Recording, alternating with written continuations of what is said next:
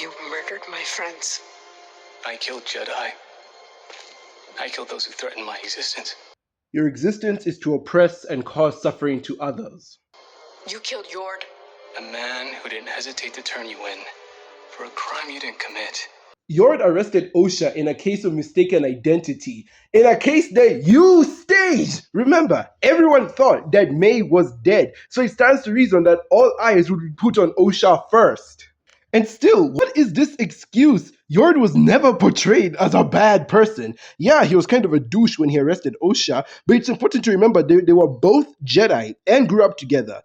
The Jedi are encouraged to not have attachments to the material world, but we do see them form attachments among other Jedi. And since we know that Jord and Osha were friends when they were growing up, it obviously makes sense that when she left, Jord saw that as a betrayal to him, which explains his hostility to her when they first meet up again in the first episode.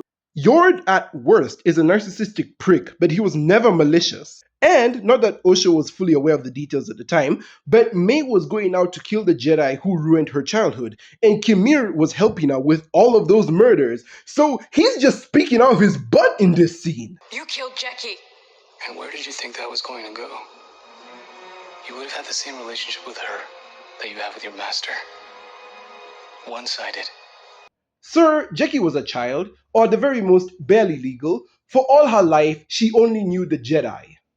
Your hand-wavy reason for killing her basically amounts to, she was never gonna be your friend anyway!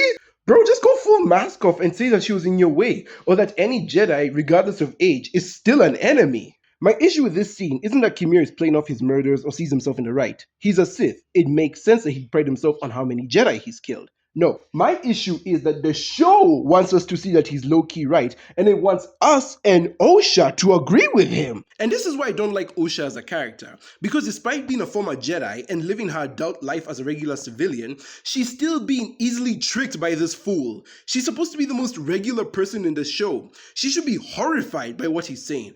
But no, she goes along with it. That's not a character, that's a plot device. She and May just go wherever the writers say, like leaves in the wind. Kimir isn't right. The characterization is fine, but the points are dumb, and the show only wants you to think otherwise because he said them in a sexy way.